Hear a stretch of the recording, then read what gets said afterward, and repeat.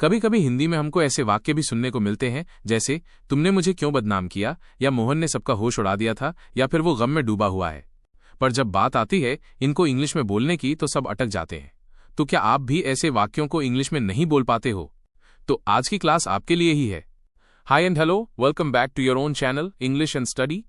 आज के इस वीडियो में आप सीखने वाले हैं ऐसे ही वाक्यों के नेचुरल और इंप्रेसिव इंग्लिश सेंटेंसेस, वो भी सरल और बिना ज्यादा ग्रामर के। तो बने रहिए वीडियो के अंत तक। तो चलिए बिना देर किए वीडियो शुरू करते हैं। उसे बुरा भला मत बोलो, वो मुझे बुरा भला बोल रही है। इन सभी वाक्यों में बुरा भला बोलना या बुरा भला कहना जैसे वाक्यांश आए हैं जिनके लिए इंग्लिश में से बैड थिंग्स फ्रेज का इस्तेमाल होता है। अब वाक्यों की इंग्लिश देखते हैं। उसे बुरा भला मत बोलो, ये प्रेजेंट इंडेफिनिट टेंस का आदेशात्मक वाक्य है। तो सबसे पहले लिखेंगे मत की इंग्लिश डोंट, इसके बाद लिखेंगे बुरा भला बोलना की इंग्लिश से बैड थिंग्स, इसके बाद लिखेंगे प्रेपोजिशन अबाउट। अब लिखेंगे उसे की इंग्लिश हिम। तो पूरे वाक्य की इंग्लिश होगी don't say bad things about him. यहां ध्यान देंगे से बैड थिंग्स के साथ अबाउट प्रेपोजिशन ही लगेगा, जैसे इंग्लिश सेंटेंसेस में देख सकते हो। ऐसे भी इंग्लिश बना सकते हैं don't speak ill of him. यहां ध्यान देंगे स्पीक इल के साथ ऑफ प्रेपोजिशन ही लगेगा, जैसे इंग्लिश सेंटेंसेस में देख सकते हो। वो मुझे बुरा भला बोल रही है, ये प्रेजेंट कंटिन्यूअस टेंस है। तो सबसे पहले लिखेंगे वो की इंग्लिश शी, इसके बाद लिखेंगे है के लिए इज, इसके बाद लिखेंगे बुरा भला बोल रही की इंग्लिश सेइंग बैड थिंग्स, इसके बाद लिखेंगे प्रेपोजिशन अबाउट। अब लिखेंगे मुझे की इंग्लिश मी। तो पूरे वाक्य की इंग्लिश होगी she is saying bad things about me. ऐसे भी बना सकते हैं she is speaking ill of me. एक और वाक्य को इंग्लिश में बनाएंगे जैसे तुम क्यों उसे बुरा भला बोल रहे हो। तो इसकी इंग्लिश होगी why are you saying bad things about him. ऐसे भी बना सकते हैं why are you speaking ill of him. अब देखते हैं नेक्स्ट। मोहन ने तो आज मेरा होश उड़ा दिया था, मैं पूनम का होश उड़ा दूंगा। इन सभी वाक्यों में होश उड़ाना वाक्यांश आया है जिसके लिए इंग्लिश में ब्लो वंस माइंड का इस्तेमाल होता है। जैसे उसका होश उड़ाना तो ब्लो हिज माइंड, रोहन का होश उड़ाना तो ब्लो रोशन्स माइंड इंग्लिश होगी। इस फ्रेज में ब्लो मुख्य क्रिया है। अब वाक्यों की इंग्लिश देखते हैं जैसे मोहन ने तो आज मेरा होश उड़ा दिया था, ये पास्ट इंडेफिनिट टेंस है। तो सबसे पहले लिखेंगे मोहन की इंग्लिश मोहन, इसके बाद लिखेंगे मेरा होश उड़ा दिया की English blew my mind today. तो पूरे वाक्य की इंग्लिश होगी Mohan blew my mind today. ऐसे भी बना सकते हैं मोहन लेफ्ट मी स्टन्ड, मैं पूनम का होश उड़ा दूंगा। ये फ्यूचर सिंपल टेंस है। तो सबसे पहले लिखेंगे मैं के लिए आई, इसके बाद लिखेंगे हेल्पिंग वर्ब विल। अब लिखेंगे पूनम का होश उड़ाना की इंग्लिश ब्लो पूनम्स माइंड। तो पूरे वाक्य की इंग्लिश होगी I will blow Poonam's mind. ऐसे भी बना सकते हैं I will leave Poonam stunned. एक और वाक्य को इंग्लिश में बनाएंगे जैसे ये खबर सबका होश उड़ा देगी। तो इसकी इंग्लिश होगी this news will blow everyone's mind. ऐसे भी बना सकते हैं this news will leave everyone stunned. अब देखते हैं नेक्स्ट। मोहन गम में डूबा हुआ है, वो भी गम में डूबा हुआ था। इन सभी वाक्यों में गम में डूबा हुआ वाक्यांश आया है जिसके लिए इंग्लिश में इमर्स्ड इन सॉरो और लॉस्ट इन ग्रीफ फ्रेज का इस्तेमाल होता है। अब वाक्यों की इंग्लिश देखते हैं जैसे मोहन गम में डूबा हुआ है।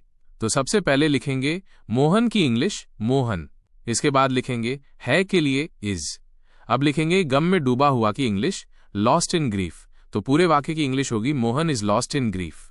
ऐसे भी बना सकते हैं Mohan is immersed in sorrow, वो भी गम में डूबा हुआ था।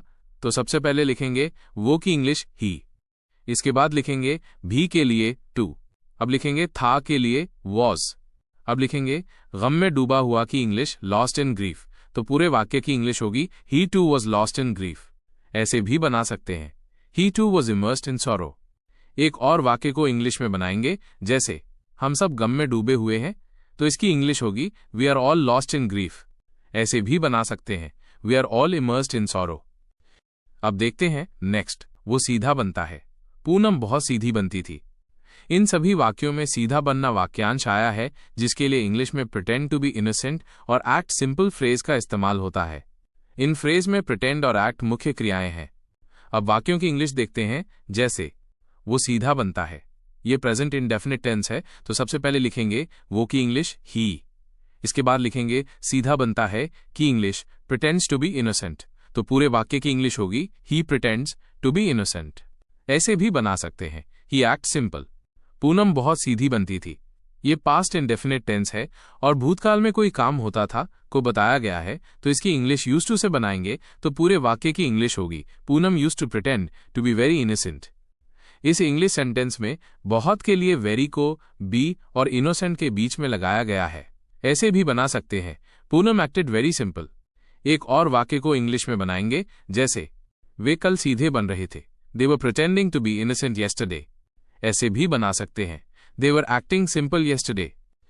अब देखते हैं नेक्स्ट। उसने पूजा को बदनाम कर दिया, तुम क्यों मुझे बदनाम कर रहे हो। इन सभी वाक्यों में बदनाम करना वाक्यांश का प्रयोग हुआ है, जिसके लिए इंग्लिश में रूइन वंस रेपुटेशन फ्रेज का इस्तेमाल होता है। जैसे मोहन को बदनाम करना तो रूइन मोहन्स रेपुटेशन, मुझे बदनाम करना तो रूइन माई रेपुटेशन इंग्लिश होगी। बदनाम करने के लिए डिफेम वर्ब का भी इस्तेमाल कर सकते हैं। अब वाक्यों की इंग्लिश देखते हैं। उसने पूजा को बदनाम कर दिया, ये पास्ट इंडेफिनिट टेंस है, तो सबसे पहले लिखेंगे उसने की इंग्लिश है। इसके बाद लिखेंगे बदनाम कर दिया की इंग्लिश डिफेम्ड। इसके बाद लिखेंगे पूजा की इंग्लिश पूजा, तो पूरे वाक्य की इंग्लिश होगी ही डिफेम्ड पूजा। इसे ऐसे भी बना सकते हैं, ही रूइंड पूजाज रेपुटेशन। तुम क्यों मुझे बदनाम कर रहे हो। ये प्रेजेंट कंटिन्यूअस टेंस का इंटेरोगेटिव सेंटेंस है, तो सबसे पहले लिखेंगे क्यों के लिए वाई, इसके बाद लिखेंगे हो के लिए आर, अब लिखेंगे तुम के लिए यू, इसके बाद लिखेंगे बदनाम कर रहे की इंग्लिश डिफेमिंग, अब लिखेंगे मुझे के लिए मी, तो पूरे वाक्य की इंग्लिश होगी why are you defaming me. इसे ऐसे भी बना सकते हैं, why are you ruining my reputation. एक और वाक्य को इंग्लिश में बनाएंगे, जैसे वो सबको बदनाम करता रहता है, तो इसकी इंग्लिश होगी ही कीप्स डिफेमिंग एवरीवन। इसे ऐसे भी बना सकते हैं, he is always ruining everyone's reputation. अब एक वाक्य आपके लिए है, उसे बदनाम मत करो। इसकी इंग्लिश कमेंट बॉक्स में बनाइए। इस वीडियो के डिस्क्रिप्शन बॉक्स में खोलना के इंग्लिश का वीडियो की लिंक है। ये वीडियो खत्म होने के बाद खोलना के इंग्लिश का वीडियो जरूर देखना। अब इस क्लास को यहीं समाप्त करते हैं। कुछ भी डाउट हो या सवाल हो तो कमेंट बॉक्स में कमेंट करके बताएं। प्लीज और प्लीज लाइक, सब्सक्राइब और शेयर करें।